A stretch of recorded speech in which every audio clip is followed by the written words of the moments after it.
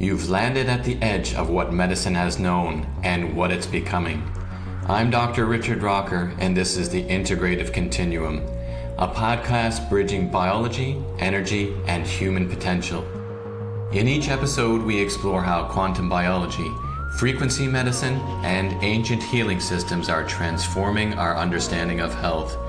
This is where mitochondria meet meaning and blood work meets bioenergetics. Subscribe now and join me on the frontier of integrative healing, where science and soul are no longer separate.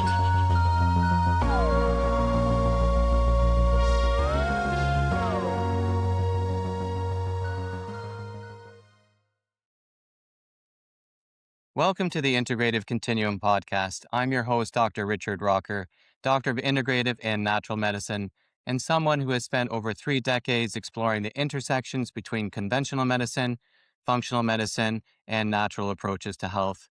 The goal of this podcast is to explore health from a broader perspective, bringing together experts, clinicians, and thinkers who are willing to ask deeper questions about how the human body truly works and how we can support it, restoring balance and resilience. As I always say, I follow the truth as I know it and as I continue to learn it. And that means remaining open to new ideas, new research, and the wisdom that can emerge when different approaches and disciplines come together. Today's guest is someone who has spent decades doing exactly that. Dr. Carolyn Dean is widely recognized as a leading figure in natural and integrative health, particularly for her pioneering work in magnesium therapy, mineral balance, and the role of micronutrients in cellular health. She holds the rare distinction of being both a medical doctor and a naturopathic doctor, giving her a unique perspective that bridges conventional and natural medicine. Dr. Dean is the author of more than 30 books and publications, covering topics such as hormonal health, detoxification, yeast overgrowth, and the critical role minerals play in maintaining optimal health. She also hosts a weekly YouTube radio show where she continues to educate audiences on nutrition, mineral balance, and practical approaches to restoring health naturally. In 2015, she founded RNA Reset, a company dedicated to her vision of cellular renewal through mineral-based wellness. She is also the creator of REMAG, a proprietary pico-ionic magnesium formulation designed for optimal absorption at the cellular level. Known for combining scientific insight with holistic understanding, Dr. Dean has become a trusted voice and long-standing advocate for addressing the root causes of illness, particularly in areas where conventional medicine often falls short. Today, we'll be discussing magnesium, mineral balance, cellular health, and why some of the most chronic health issues may actually be rooted in something as fundamental and overlooked as nutrient deficiencies. Dr. Carolyn Dean, welcome to the Integrative Continuum Podcast. Thank you, Dr. Rocker. It's great to be with you. We're so simpatico, both in our Canadian upbringing and our education and just letting our minds explore rather than go down the narrow path of allopathic medicine. Absolutely. Yeah. We have some of the same stomping grounds, so that's great. And yes, the learning, it really never stops, and it's as long as I've been doing it, there's always more to learn. And then you realize, geez, I thought I knew something, but maybe I don't know it as much as I thought I knew it. Yeah. Okay. So, Dr. Carolyn, for those who may not know your work yet, could you briefly share your background and what led you to studying magnesium so deeply?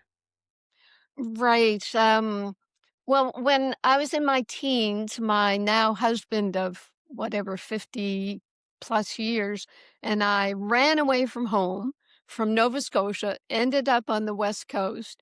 And instead of ever getting involved with the drug culture, I started going to all the health conventions that were being held back then with who was it? Udo Erasmus, Jonathan Wright was there, Adele Davis, all the names. So I got all inspired. But when we came back to Nova Scotia, and I tried to tell people, well, you should eat this and make your own bread and take some There wasn't even a health food store in Halifax, Nova Scotia. Right. And people wouldn't listen to me.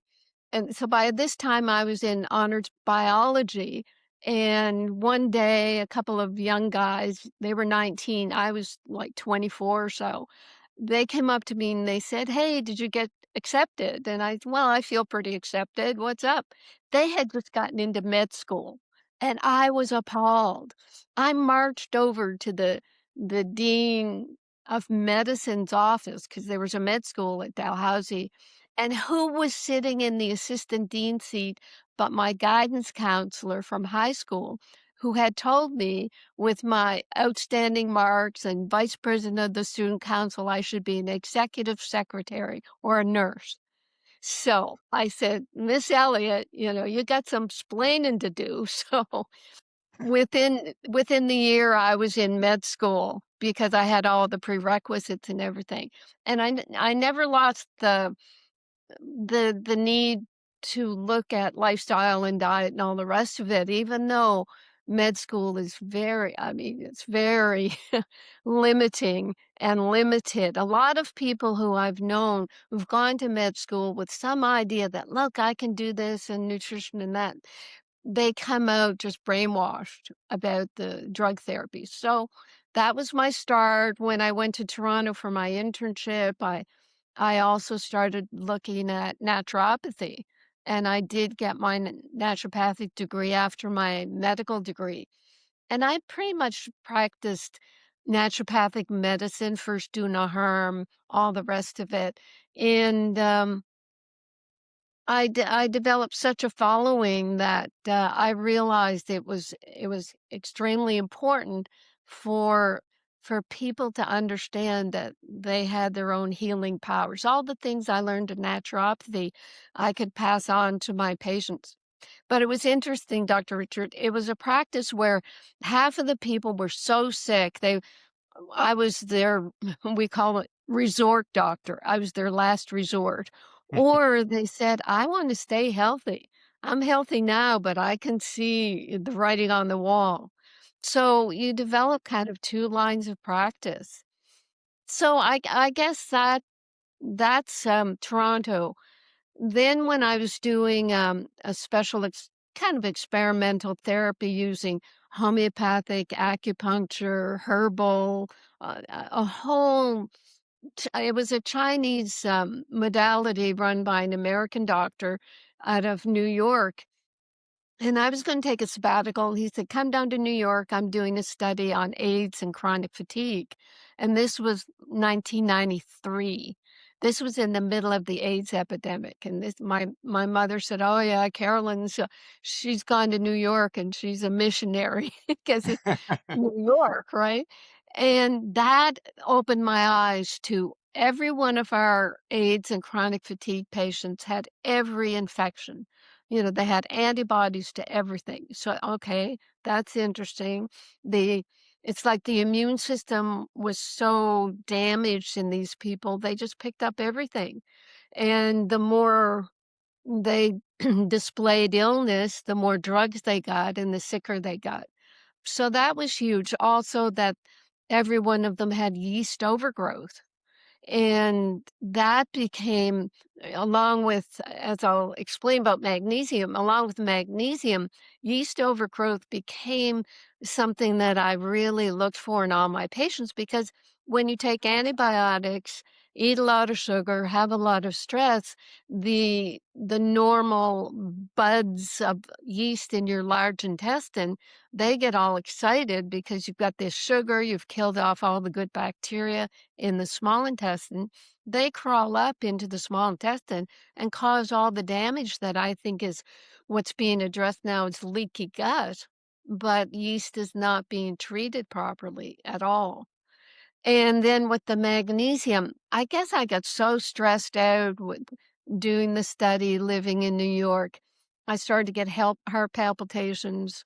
I was doing morning TV in New York, and finally Random House asked me to write a book.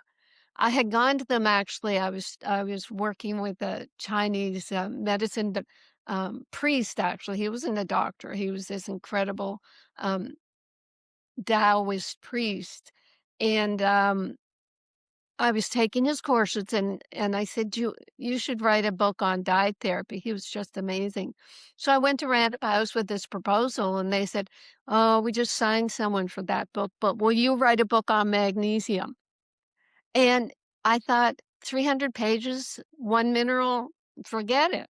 But of course, I said yes.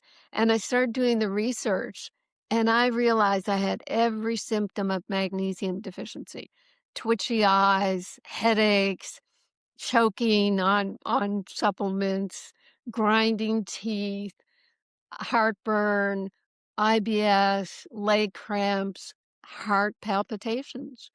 So I ran out and got a magnesium compound that was like 100 milligrams. I was taking 50 milligrams in a multiple. I immediately got the laxative effect. So I was in this terrible dilemma knowing I had severe magnesium deficiency and I couldn't take the cure. So after the book was published, The Magnesium Miracle, I spent 10 years trying to interest a supplement company in researching and making a non-laxative magnesium. Wasn't happening. Finally, whatever synchronicity happened, I found a chemist who was working with stabilizing ions of minerals. And I urged him, I pushed him, and he stabilized magnesium chloride into the magnesium ions and chloride ions.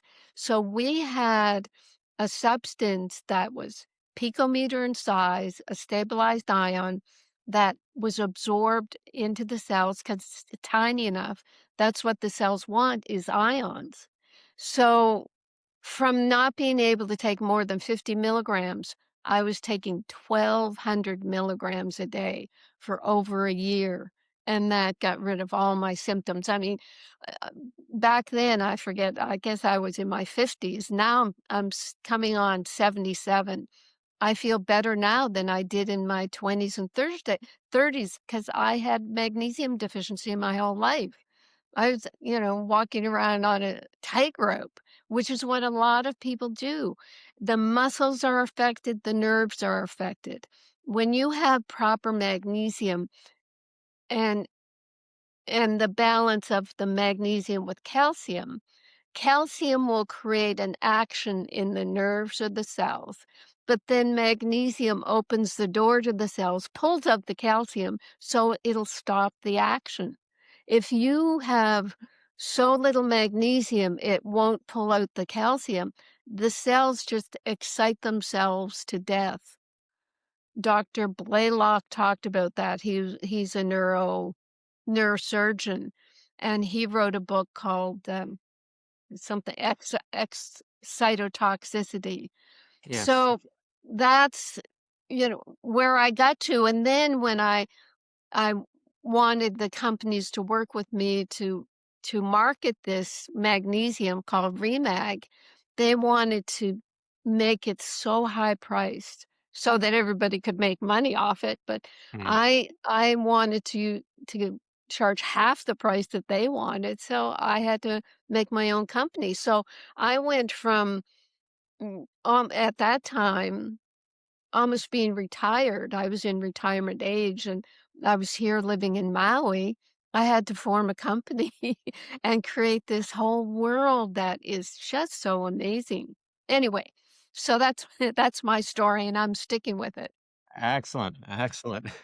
So then, so you trained as an MD and a naturopathic doctor, which Yeah. is very unique in itself. So, how did that dual perspective shape your view of modern medicine?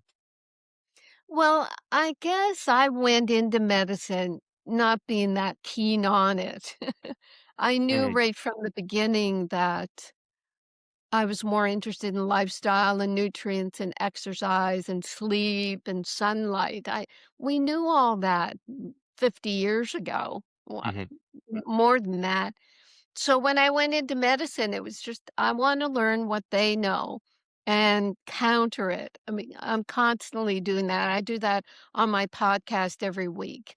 I'll pick up on what either medical research is doing or nutrition research and say they have no idea what they're talking about because they won't entertain nutrients. When they're talking about, heart disease and that, well, you gotta take a statin and this is why people think they have side effects from statins, and no, there really aren't any side effects. I mean, you see these papers. But what do we know about heart disease and cholesterol? We know that blood vessels are made with collagen. Collagen, it's 1/3 of the protein in the body. It's really important. And what makes collagen? Vitamin C. If you don't have vitamin C to make collagen, your blood vessels get weak and they develop little tears. And what happens with that little tear? Cholesterol comes on along and acts like a band-aid on that tear to help it. And then if you have magnesium deficiency, you have relatively more calcium in your bloodstream, and the calcium is attracted to that cholesterol, and that's your atherosclerosis. So we've got a situation where people are vitamin C deficient and magnesium deficient. Vitamin C, our RDA in America is 90 milligrams, 90. What did Linus Pauling, two-time Nobel Prize winner, say? We need probably 10,000 milligrams because humans don't make their own vitamin C. The million different species in the animal kingdom, all of them but apes and bats and humans make their own vitamin C. So we are stuck. And if we don't recognize that pretty soon, this epidemic of heart disease is just going to get worse and worse. You know, the studies that say, well, with all this statin use, you'd think we'd have better results. But instead, the heart disease has just gone right up on an angle. So and then with the whole COVID business, we have so much more heart disease. So I'm working on what Linus Pauling talked about, high dose vitamin C with lysine and proline. And those two amino acids, they work on how cholesterol is trying to take over from vitamin C. Now, this is an interesting business because when we've been seeing that LDL cholesterol is not the bad guy, all of a sudden lipoprotein A is a bad guy. Lip little a, LP A in brackets. All the doctors are testing this now, and it's because there are 4 drugs in the pipeline that'll treat LPA, because statins don't treat LP little a. They actually elevate it. And what LP little a seems to do is it acts like a clotter. It'll go on that little tear in the artery wall and put a clot there. And then the calcium will attach to the LP little a. So they're trying to, well, how can we kill LP little a? Let's kill it. Instead of saying, well, LP little a is acting like vitamin C is supposed to act and creating strong collagen and also act as a bit of a blood clotter. So, I mean, it's so, it's common sense to us because we know about nutrients, whereas you try to say that this to an allopathic doctor, they won't have a clue because we didn't learn anything about nutrients in medical school. I say that all the time. And now it's interesting, our, whatever Commissioner of Health and Human Services, who is our, what's his name? RFK Jr. Yeah. He's mandated that 53 medical schools are going to have to do 40 hours of nutrition training in med school. Now, what are they going to train? Are they going to use the uh, what's his name? McCary? He's the head of the FDA, and he says nutrition science is the most corrupted science of all. Because what did they do 50 years ago? They looked at the studies on sugar that said, "Oh, sugar's causing heart disease." Hmm. And they said, "Oh, no, we can't have that." So they buried that research and said, "No, no, it's butter and animal fats that are causing heart disease." And, they did that study. You've talked about it on your interviews, I've heard you, where they did the rabbit study, gave these poor rabbits who just eat green things, they gave them lab grade cholesterol and said, "Oh, look what happened. They get atherosclerosis. Cholesterol is bad." So anyway, what we know about the whole vitamin C business and sugar is that, and it'll be interesting if you have heard about this or know this information. Insulin is a transporter protein for blood sugar, glucose, and vitamin C. So when you get a lot of blood sugar, the diabetics or even, taking a dessert that's 40 grams of vitamin C, when your bloodstream can only handle 1 to 2 teaspoons, 40 grams is 8 teaspoons. So when you get all that blood sugar trying to get into the cells, it'll jam up the insulin transporter protein and it won't allow vitamin C into the cells.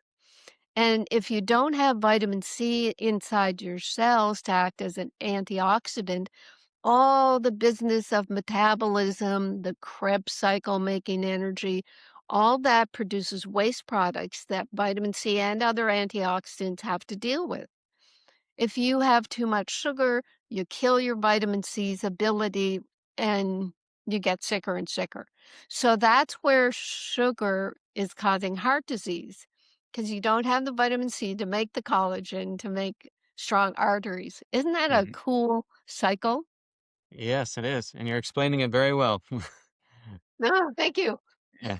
So, so two things popped up in my mind, and I'm sure is in the mind of a lot of listeners, and they go, okay, so we have magnesium, and there's 10 types of magnesium out there. Then, are they all the same? Are they different? Are they beneficial for certain areas of the body or not? Or is it just about absorbing enough magnesium and it doesn't matter what type?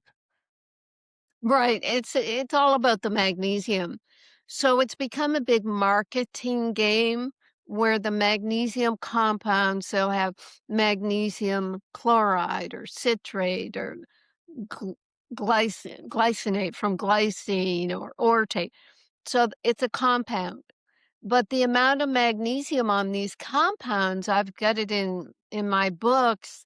You take 500 milligrams of a magnesium compound. Mm. You're lucky to get 75 milligrams of magnesium, and the rest of it, the 425 milligrams, is the other part of the compound.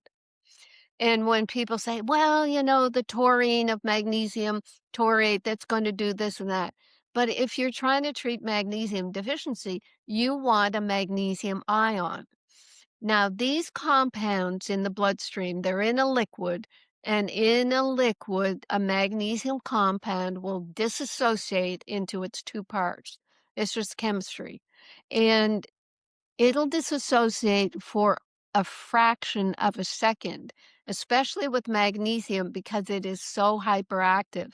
Magnesium is used as well, they're used in fireworks. They're explosive. I remember that in chemistry class. We had a strip of magnesium. You'd light a Bunsen burner. Oh, we had fun with that. Blowing up. So magnesium ions are what you want. They're only formed in a fraction of a second when there's dissociation. Now, when you have, a trillion magnesium compound molecules, yeah, you are going to get absorption.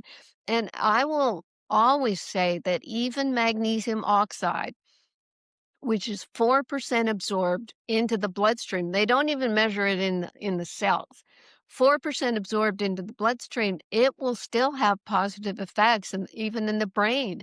The the compound will disassociate. Some of those ions are going to jump right into the cells. But with something like my chemist made, it is m- it's fully absorbed. If you say 100%, you have to prove that. So I'll just say Right. um, a magnesium stabilized ion is fully absorbed. And we've done this in university studies in Purdue. We did human studies where we just gave people 300 milligrams of the Remag, and within 2 hours, their blood ionized magnesium levels were elevated compared with pre-testing. So that means those ions are stable in the blood, they can be measured, and they're going to be going into the cells. And that was huge. But we're not allowed to say too much about that because we're implying that, our magnesium is a drug. Right. And then with the liquid itself, you put 16 ounces in a glass Erlenmeyer flask.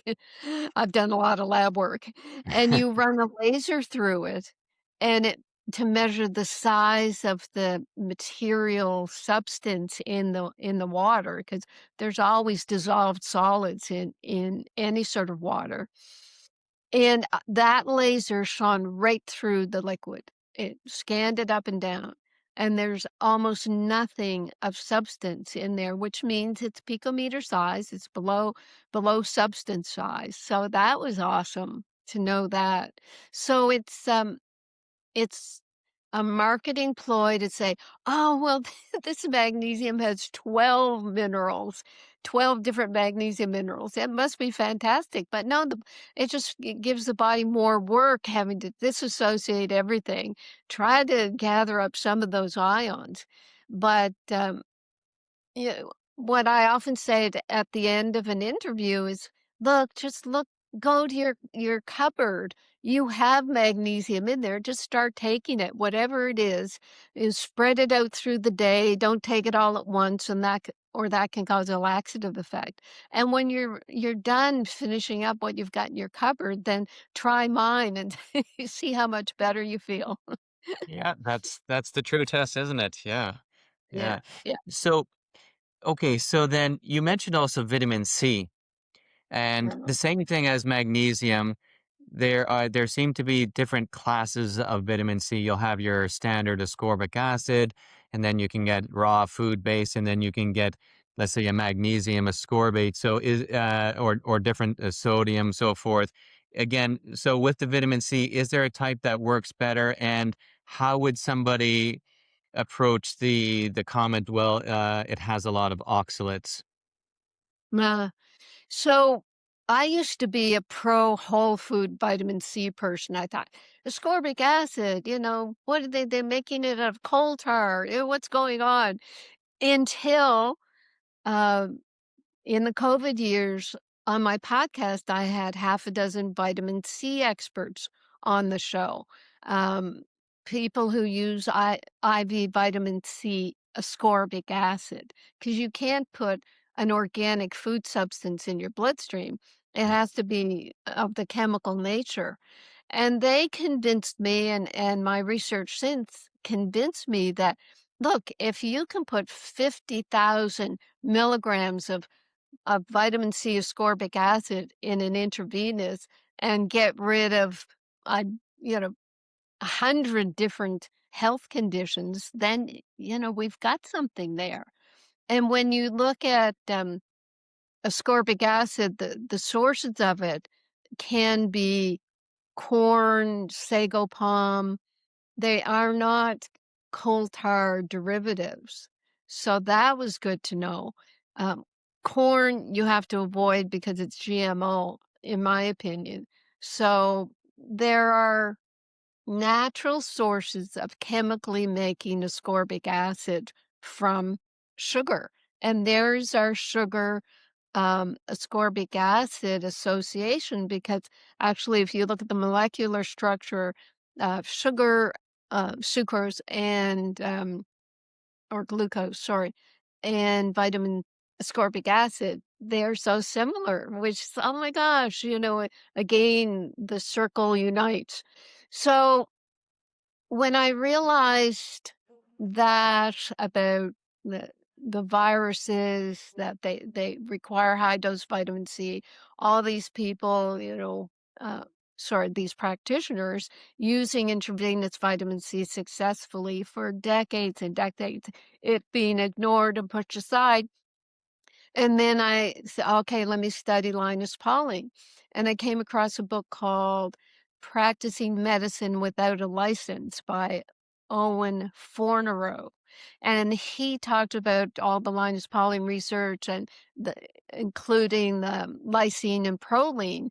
And I thought, okay, then this is another suppressed treatment that we really have to open up to.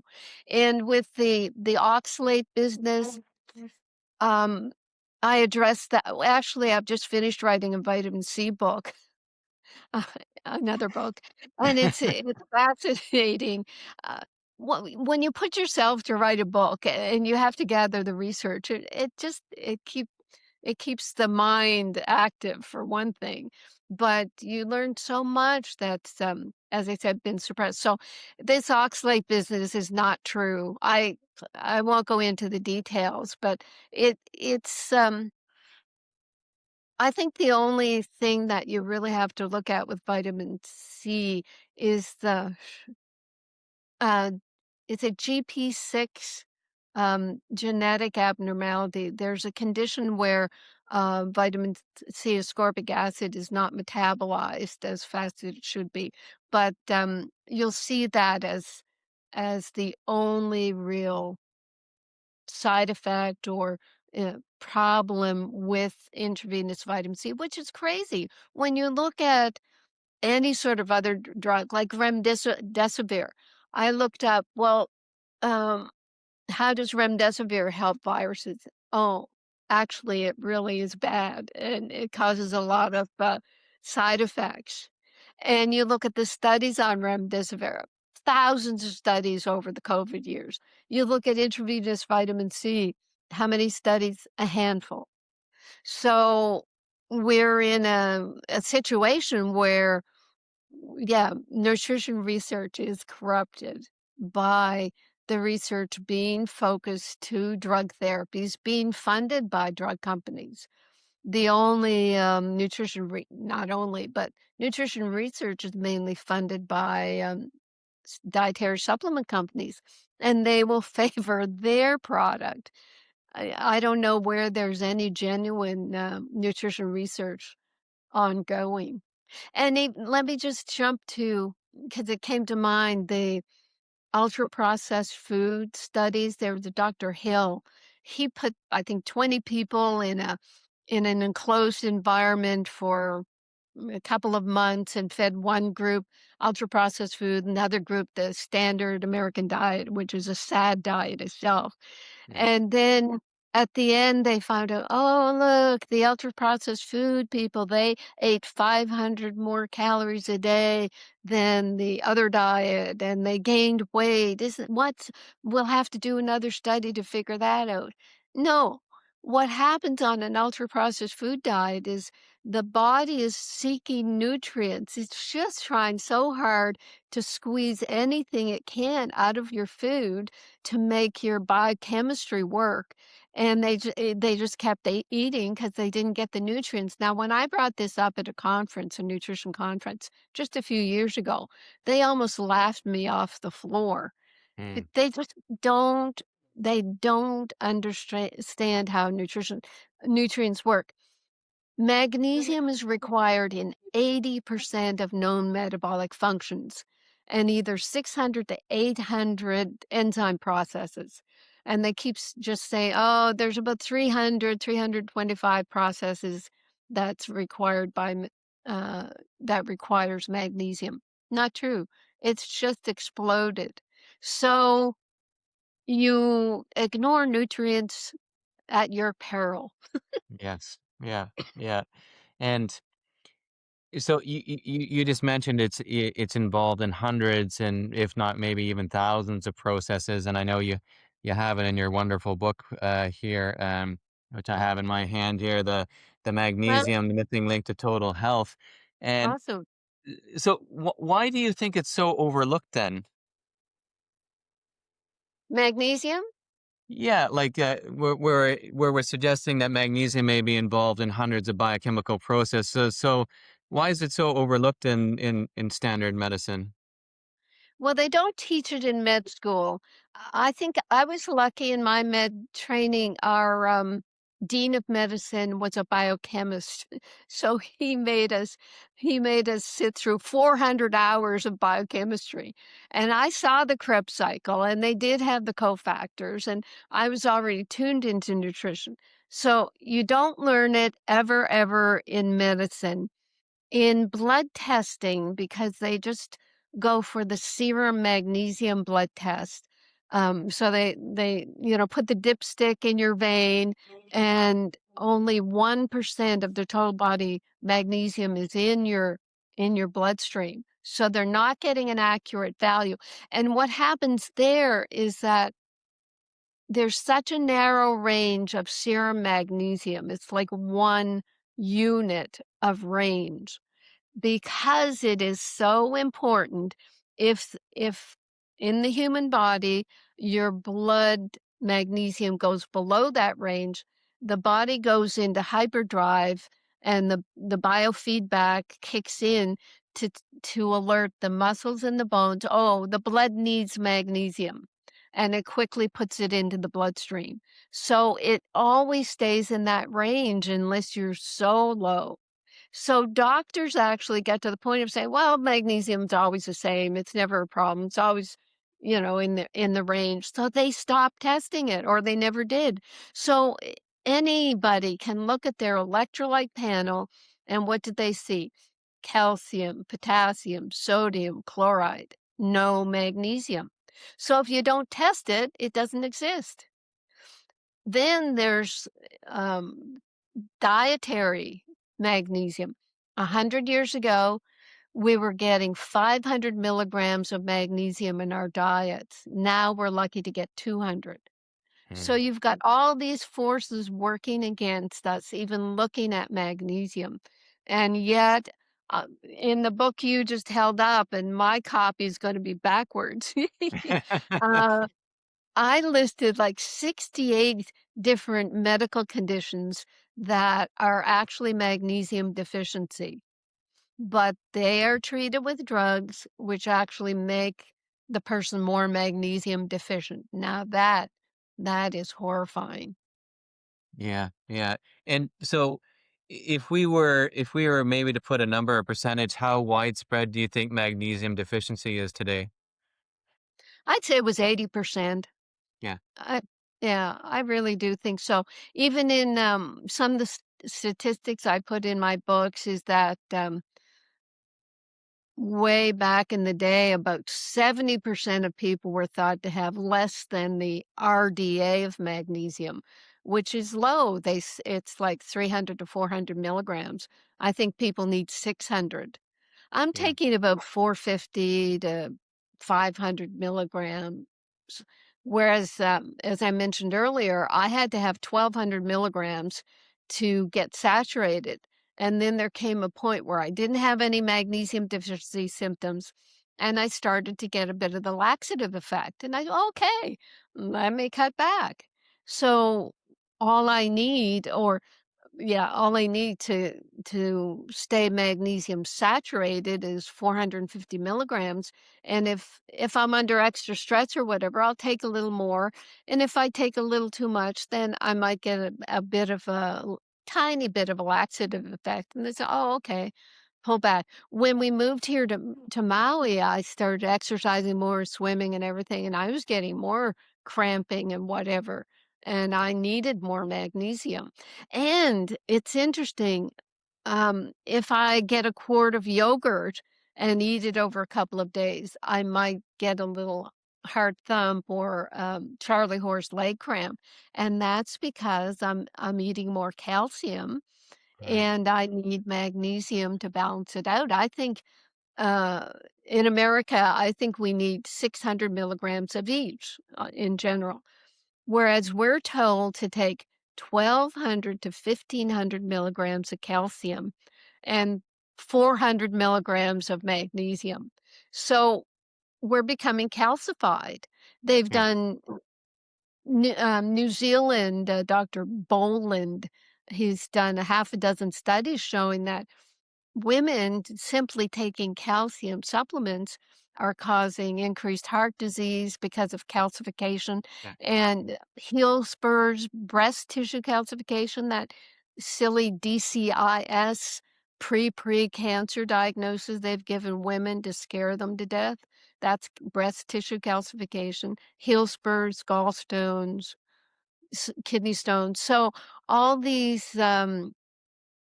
supplements that doctors got so involved with taking calcium supplements a couple decades ago, it's worked against us. Yeah, absolutely. I see that all the time with my patients as well, and especially when somebody has signs of osteoporosis and that, and I go, well, what did the doctor tell you or give you? Oh, they give me some calcium, and I'm like, all right. So then I go through the same process which you just talked about there, and looking at the synergistic value, we need to have the magnesium to push it in, and then we also need to have enough vitamin D as well if we want to absorb our minerals, and you just can't have the D by itself. You need to have the retinol form of A to absorb properly. And I think sometimes we get lost in this when there's so many people arguing about diet types out there, and we just need to look at some of the biochemical processes to see, does this really make sense? Right? Right, and vitamin D requires magnesium to activate it. Yeah. All these vitamin D studies, when they don't take into account magnesium, the results are suspect. So, yeah, that's where I got to the point of saying, well, what does a body need? Of course, I started with magnesium because it's personal to me, and that's how a lot of alternative medicine doctors got in the world of alternatives. And I was lucky that from day one, I was doing alternative medicine. I was so fortunate. I mean, how many doctors have you heard? Yeah, I was killing too many people, so I thought I better figure out what's really going on. Yeah. So I start with magnesium, and then, I mean, this is how it happened. I said, well, maybe I'll have to get a stabilized mineral ion complex. So I started researching the minerals I wanted. I mean, I knew from my naturopathic training, but in looking at the details, 9 of the 12 minerals I put in my Remite multiple support thyroid hormone production. So all of a sudden, here I am on 60 milligrams of Armour Thyroid. I take my Remite as we're putting it out and testing it. 6 weeks into taking my Remite, just a teaspoon and a half a day, my hands were warm. I was starting to get more hyperactive than normal, Mm. and I said, "Oh my gosh, my thyroid is kicked in."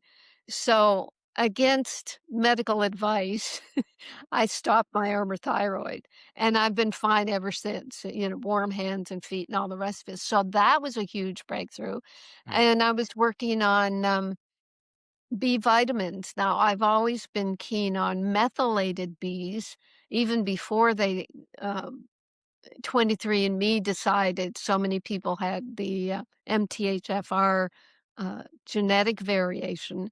That's because we don't have methylated Bs. But anyway, that's a big whole story. So I did the methylated Bs and food-based Bs, 4 methylated, 4 food-based. And then I put in taurine and methionine. Those are sulfur-based amino acids. So you've got your methylation detox going for you for liver detox. You've got your sulfation detox for liver sulfation. So to me, it was a nervous system with the B nervous system formula plus a gentle detox. Because you know how crazy people are on detox. Oh, I did a weekend detox, flushed out everything. And then Yeah. they get worse. Right. So there's the top 3, and then I worked with the whole food vitamin C and vitamin C ascorbic acid powder. I made it into a berry formula, berry taste to help with the taste of the minerals. Yeah. And then, of course, I had to have the vitamin D3 and K2. K2 is necessary to transport or direct calcium into the bones. Omega-3, I didn't wanna use fish oil because it's so contaminated. Mm. They have to send the livers of these poor fish into some facility in Norway or Sweden or Denmark, going through horrific detoxing. They're throwing solvents and chemicals at this liver to take out all the chemicals and the heavy metals and mercury. And what Yeah. are you left with? Well, it passes the test, but how much trace um, chemicals, even from the testing, are left? So I said no. And also, so much of the omega 3 is now krill. I live in Maui. The whales come down, the humpback whales come from Alaska, and their food up in Alaska is krill. Now, I'm sure the krill population is going to, I mean, it's never gonna die, right? Fish populations don't die off, do they? Yes, they do. And so I use, omega-3 algae that's pure and safe or whatever. Algae is what the fish eat to make omega-3 in their livers. So I use algae, and I also put in the vitamin A you talked about that's necessary for the vitamin D to work, and vitamin E. So I put that all in this fatty layer that helps the absorption of all of it. And then there's Pico Silver. I decided we have to have a natural antibiotic, and the colloidal silver really worried me because it's a silver compound, Mm. and there's been rare cases of the silver depositing in the skin, turning people blue, and when you see that guy once, it's like it scares you. I saw him at a conference once. Yeah. Yeah. So, a picometer-sized stabilized, ion of silver, you can use a lower parts per million, and it is phenomenal what that can do for people. The antiviral, antifungal. I use it in my antifungal formula. There's the Pico Silver and something called Flora Revive, because 'cause I've had yeast my whole life, mercury fillings, immunizations, birth control pill, you name it. So I finally said I have to do a daily antifungal because I'm not going to stop my fruit and this and that. So I work with Saccharomyces boulardii.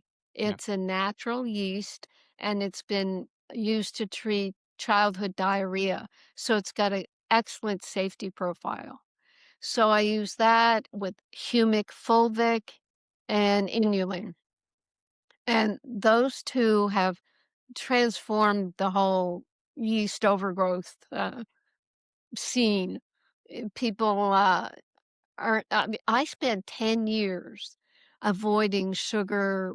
Back then, it was just sugar, wheat, and dairy. Now we say sugar, gluten, and dairy because if you can get people off, the, allergic dairy proteins and sugar, lactose, and off the gluten from several grains, you can really help their health even if they don't have yeast. So I think that, I mean, with just that handful of well-absorbed basic nutrients, I think people can deal with at least 90% of what they're going through, and 90% of people can benefit. And it's after that you go for the $1,000,000 workup and all the rest of it. Because if you even go for food testing before your body has its basic nutrients, you'll be allergic to everything because you've got a leaky gut. You haven't gotten rid of your yeast. All these things are so confusing to people when they get all this testing when they're so depleted. You're you're getting the results of depletion, not of true problems. Yeah, absolutely. You're getting people in their survival mode, their fight or flight states, and everything is going to be exacerbated. Inflammatory markers, antibody markers, and until we Yeah. deal with those stressors, we don't really get rid of the problems, do we? Mm-mm, Yeah. mm-mm. Yeah. Yeah, and what's happened, just recently, I did a 6-month study here, took 10 people, put them on 6 of my products for 6 months, and did before and after epigenetic testing, all the methylation factors, they have something, the lab is called True Diagnostic, and they have a true health and a true age. And I'm just going through the reports now, and it is amazing. The the symptom relief matches what the blood is looking like. The blood is improving, they're improving. So it's something that I'll be able to offer to practitioners to say, well, this is what we hope for and this is what we expect. And it's that type of nutrition testing that I'm interested in. Instead of them, they look at the most active ingredient of a certain herb, and they'll do a study just on that and say, "Oh, this is what you need." So this is where many of us back in the day ended up with 100 bottles of herbs and vitamins and minerals in our cupboard thinking, "Oh my gosh, I gotta take all this stuff," and you don't. I'm here to Yeah. tell you, you don't. Yeah. Yeah. Absolutely. Um, just one or two more things about magnesium. So you mentioned earlier that about the whole cardiovascular system and how magnesium deficiency can affect that. But we also have a lot about stress physiology and adrenal function. And I think a lot of people are aware of adrenal function or adrenal fatigue or something along those lines. So, how does magnesium play into perhaps down regulating that kind of whole stress physiology? Yes, the whole hypothalamus pituitary adrenal axis is modified by magnesium. And when you look at adrenal health in allopathic medicine, they wait until your adrenals collapse. They won't even recognize adrenal mm, deficiency or weakness because they have no treatment for it. So, what I've seen over the years is magnesium, the B vitamins, vitamin C, and salt are what will support the adrenal glands. Yeah. And the salt has to be a sea salt that has some color to it. If you're working with a white sea salt, it's been processed and it's removed the minerals because minerals have color. So the adrenals, we get the anxiety, we get the strain and everything, but I think when you look at any of these hormones, you have to look at them uh, in total. You have to look at thyroid, adrenal, sex hormones, and the pancreas. It used to be a three-legged stool, and now it's a table because you really have to look at insulin, insulin resistance, sugars, all that. When the thyroid gets kind of burnt out, and it will happen in women when they're giving their thyroid hormone to the fetus, the drainage from a pregnant woman is measurable. That's why after every pregnancy, a doctor will take thyroid hormones. "Oh, your thyroid's off. Oh, we have to give you thyroid hormone replacement." Well, that's where Remite with its 9 thyroid minerals comes into play. No, you use it during the pregnancy so you don't disrupt your thyroid. You have a woman who's had several pregnancies, they have hypothyroidism. So, when the thyroid is low, you have to push your adrenals for your energy. You push your adrenals and that shoots out energy to get you going. You're drinking coffee to give yourself some energy. But what we know about magnesium is it works in the mitochondria in the Krebs cycle. Now, what are we talking about more than anything this past few years? Mitochondrial health. Mitochondria are your energy factories caused by the Krebs cycle. It takes its pyruvic acid from the glycolysis cycle. Glycolysis cycle, 8 of the 10 steps use magnesium. Krebs cycle, most of the steps use magnesium. ATP, adenosine triphosphate energy, is really Mg-ATP. Everybody says so. You can't have ATP without magnesium. How many mitochondria are in the heart? 5,000 in each heart muscle cell. How many in the muscles? 2,000. Most of the cells, 1 to 2,000. How many mitochondria are in neurons, brain neurons? There's 2,000,000 mitochondria in each brain neuron. So Wow. that's where our Alzheimer's and dementia are coming from, is magnesium deficiency, not not enough magnesium to make the energy in your brain even measurable. Isn't that incredible? Absolutely 2,000,000. incredible. Yeah. Yeah, yeah. And So the adrenals, the, mitochondria, all that, all of them work together. But what I'm saying, my B vitamin amino acid is called Realign. So I'm telling people Realign, Remag, um, the sea salt, and the vitamin C, high dose vitamin C. But I never brought I people will call up the or call into the podcast or whatever, however they get there, and, they'll say, "Well, what can I use for this disease?" And they want me to say 1 or 2 things like I would a drug, and I'll yeah, just list off 6 things. "Oh, you need this. You need your vitamin D and your omega-3s to make strong cell membranes.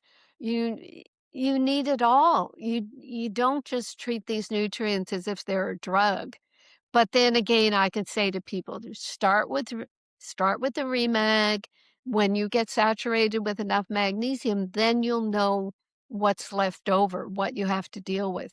With heart disease, I've written a book on heart health, and it focuses on atrial fibrillation because I think that can be magnesium deficiency. yeah, But there's also potassium. So if someone uses our Remag for a while, well, not quite perfect. Oh yeah, pico potassium. We have a potassium, and then boom. Or with the immune system, this is how incredible magnesium is. After about 3 months or so, we'll get customers calling into my human customer service and say, "Oh my gosh, I was feeling so good. I was sleeping and all this, and now my stomach is upset and I have a coated tongue and I'm itchy here and there. Oh, your immune system is strong enough now to fight your yeast overgrowth. Here, take our yeast treatment and keep doing what you're doing." So that's what's awesome is the Remag magnesium does so much that it will get your immune system working. It will help the body work in the priorities. I mean, you know that from homeopathy, that the body will take a nutrient or homeopathic remedy and work what's most important to the body's priorities. It's yeah, amazing. And yeah, I study homeopathy when I in my naturopathic training, and I was doing, kind of post-grad courses, but it just got so weird where our teacher would take any remedy and say it could do everything. And I just freaked out. I said, "No, that's not specific enough."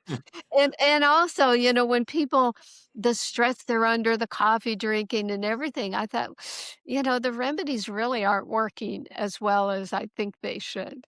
So, I gradually just developed this whole theory that give your body the building blocks. It will sort them out, and it will take care of so many things. You'll just be very surprised. yeah, yeah. The body is an amazing piece of biological machinery. If we just give it the right tools, it will sort itself out. Yeah, Mhm. yeah. Now, you mentioned a few times about yeast and sugar, and you have another great book, which I happen to have here, exposing sugar toxicity, and Ah, um, and in there you've also described candida overgrowth as a hidden epidemic. So I think people have heard of candida, but what exactly is candida overgrowth and why do you think it's so common today?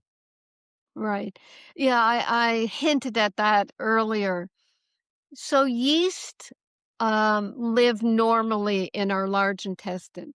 They have a function of taking whatever nutrient foods remain once it gets into the large intestine.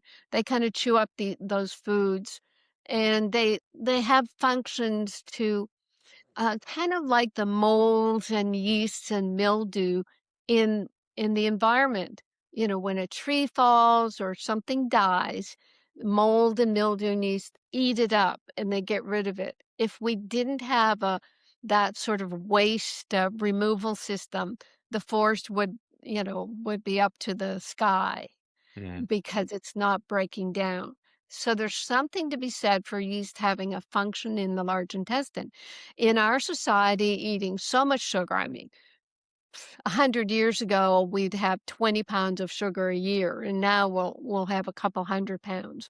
And we'll also add on all the stupid synthetic sugars and Yeah. sweeteners. So we're feeding yeast with sugar. They love sugar. We take antibiotics to kill off good and bad bacteria. And they'll even say one dose of or one course of antibiotics years ago can still be having an effect on your intestines, or there'll be an ongoing effect. But many people take lots of antibiotics. Then there's steroids. It used to be, oh, steroids are wonderful. They'll treat arthritis. And then, oh, no, steroids are bad. So they stopped using steroids. Now we're back into, oh, steroids are good business. It's incredible. They used a lot of steroids over the COVID years. So we've got and then it's not just sugar diet, it's simple carbohydrate diet, constantly feeding yeast. So the budding yeast, the little circly buds in the large intestine, when they sort of sense food up in the small intestine and a vacuum caused by killing off good and bad bacteria, they will trudge up into the small intestine and they're changing into a thread-like state called a mycelium. Mm. And as far as I've learned, the mycelium will poke holes in the small intestine, causing leaky gut through which are absorbed up to 78 different yeast toxins. And some of those toxins, there's alcohol. People who get pulled over for drunk driving, they fail the breathalyzer. It can be from sugar overload and feeding yeast, and the yeast produce alcohol. They also produce aldehydes. There's a chemical they produce called zymogen, which mimics psoriasis to the lot of skin rashes with yeast overgrowth. So you've got this flood of yeast toxins, which can cross-react with the thyroid, causing hypothyroidism, enter the brain, causing brain fog, go in the joints, causing joint problems. I mean, it's head-to-toe symptoms that these toxins cause. It is not a yeast infection in your brain or your joints, it's yeast toxins. So, having lived with yeast, um, Mhm.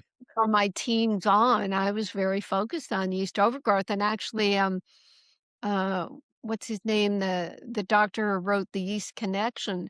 Uh, he came up to Toronto back in 1986, and he was on a 90-minute television show with me and another doctor. What's his name? Do you know who I'm talking about, The Yeast I Connection? do, and it's escaping me as well because I know I have it, a copy of it. Yeah, yes. um, So let's try to visualize it. So yeah. anyway, we had this long show, hour and a half call-in TV show, and it was admittedly there was a snowfall that night, and a lot of people were home watching TV, and 80,000 people called into that show. I got a letter saying, "This is what your show produced."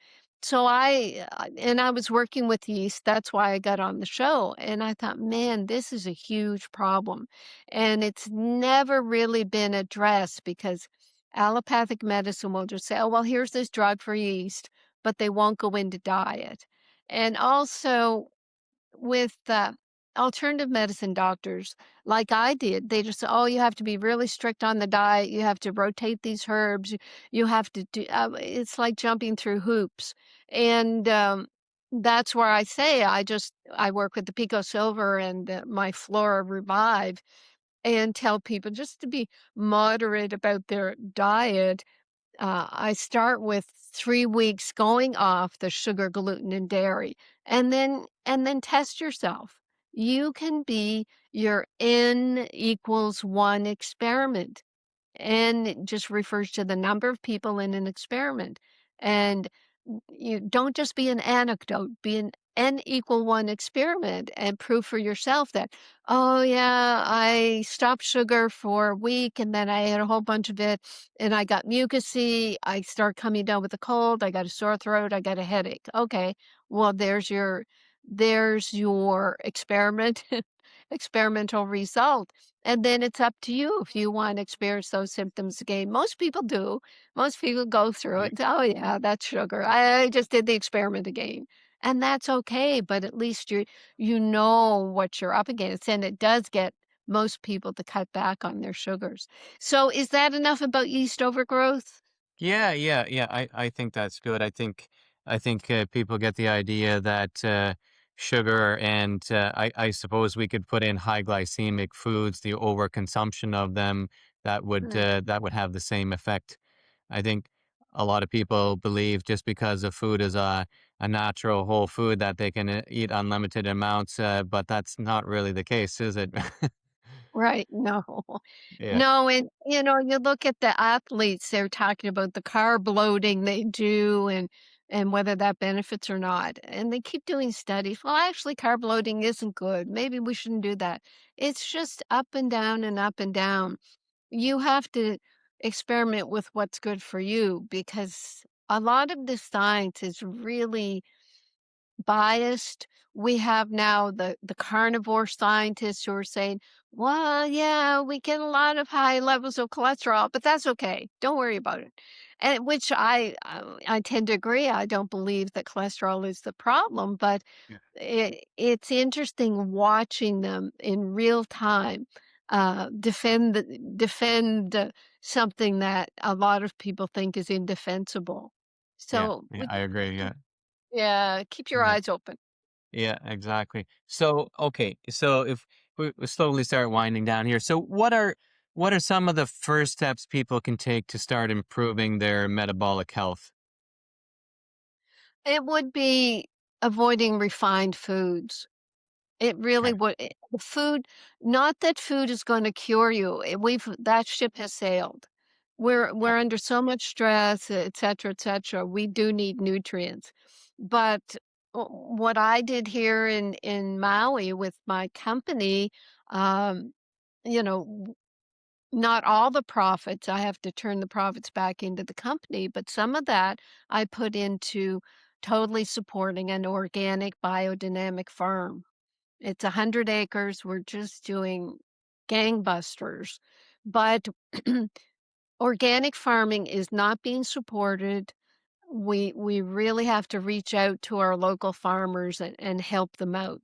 The banks won't lend money to a business that could go bankrupt because it's a terrible business. It's so hard. Anyway, look at your food supply Yeah.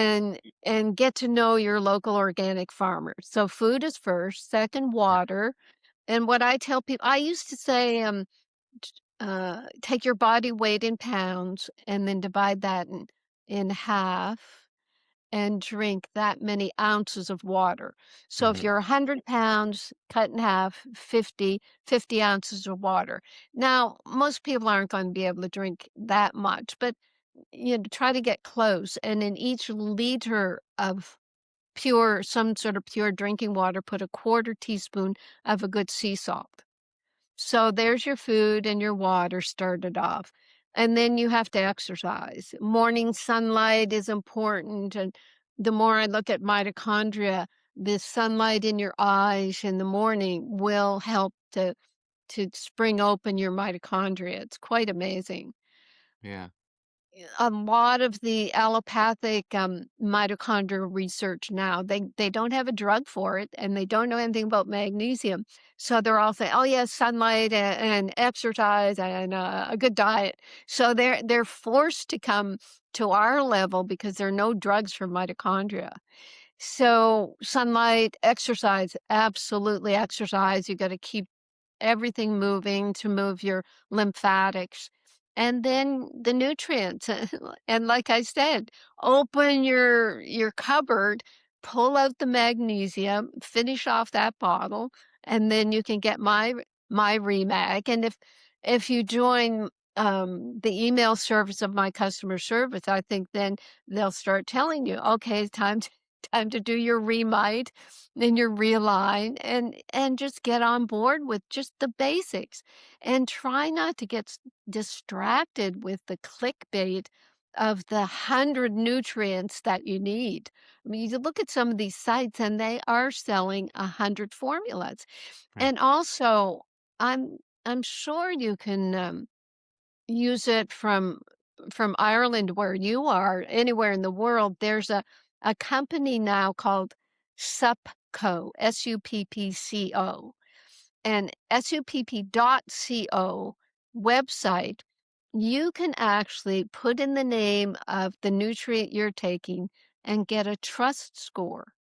And that score is based on 29 different factors that make a good supplement. Like, is it third party tested? Is it organic? Does it have doctor support or approved? 29 points.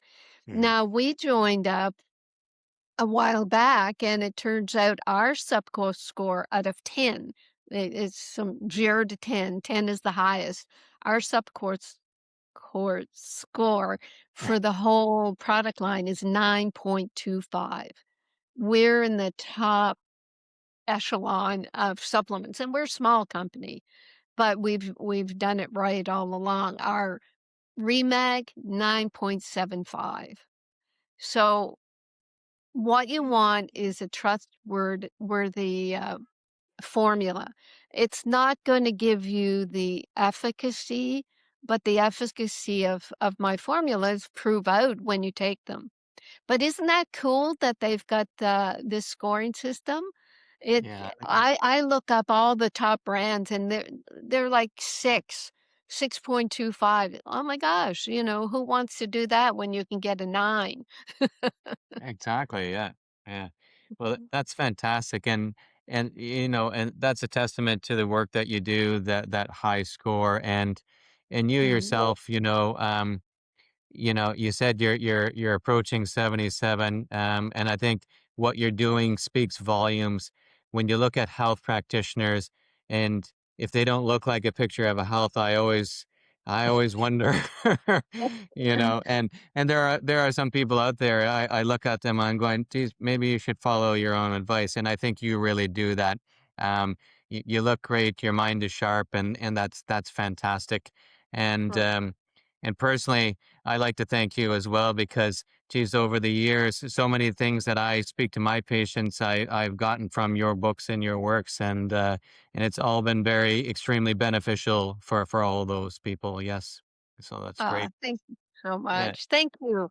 yeah, Yes, it's when you have sort of a template that you've proven over the years works, it's so it relieves the mind of I mean, remember when we were young and we were going to this conference and that conference? I remember, there was some endocrine, workshop I went to, and they said, "Well, you measure 20 different measure with a measuring tape, 20 different points in the body, and it tells the endocrine." Now, I mean, the things that I studied and went through, and now I've I have simplified it. I've gone through all that. I call myself the original biohacker, but now I have solutions, so I don't have to hack anymore. excellent, excellent. Yeah, yeah, and we're gonna look into some of your products as well because I want to try them out and feel the. So now you have some of your products. You've got many books, and that is there a particular main site that people can get a hold of you? Sure. My educational site is drcarolyndean.com, in podcasts, blogs, webinars, everything laid out. My store site is rnareset.com. And we also have a pet formula, um, I guess, brand, I could say. We're having great results with the little pets. A lot of aging pets are so deficient in their minerals that they really respond to getting the right amount. We had to make pet formulas because there's a dosage schedule for pets that you have to follow. And that, some people, "Well, can I give them my adult formula?" Well, you have to give just the right amount, so we Yeah. had to go through all that business of creating a whole other brand, but it is fun. Yeah, Dr. Richard, I on each of the bottles in the pet formula, we have, a dog or a cat from one of our staff. It's Yeah. so cute. Excellent. So that's Great. the 2 sites, and then I'm everywhere, YouTube, X, Instagram, all over. Yeah, yeah, there's a wealth of information there, and I really encourage the listeners, whether they're just people listening around, or we have some clinicians that listen in as well. It's Mhm. definitely a great resource of information. We'll make sure that we put all of that in the show notes as well for people to make it easy, so they can just click and hop to that there. So, Dr. Carolyn Dean, I'd like to thank you again for your time. I really appreciate you giving us the time and giving so much for people to consider, and hopefully they'll be grabbing their magnesium and getting revitalized. Yeah, awesome, and thank you for the work you do. I mean, you're there in the front lines. I'm enjoying the beach and all the rest of it. I don't have to sit with patients anymore, and I really applaud you for hanging in there. Thank you. Oh, thank you very much. And thank you to our listeners for listening. And as always, if please like and share this podcast with those that may benefit from it. This is how we get the word around. Sometimes when we speak about before the media maybe not sharing things, this is our way of sharing things. So please share it with people that can benefit from it, and that will truly be a great thing for everybody. So thank you again. And everybody have a great day, and we'll see you on the next episode of the Integrative Continuum. Good night. Thank you for joining me on the Integrative Continuum. I hope today's conversation gave you new insights and practical tools for your own health journey. If you enjoyed this episode, please subscribe, share it with someone who would benefit, and leave us a review. It helps us spread this message further. Until next time, I'm Dr. Richard Rocker. Stay curious, stay empowered, and keep moving forward on your path to integrative health.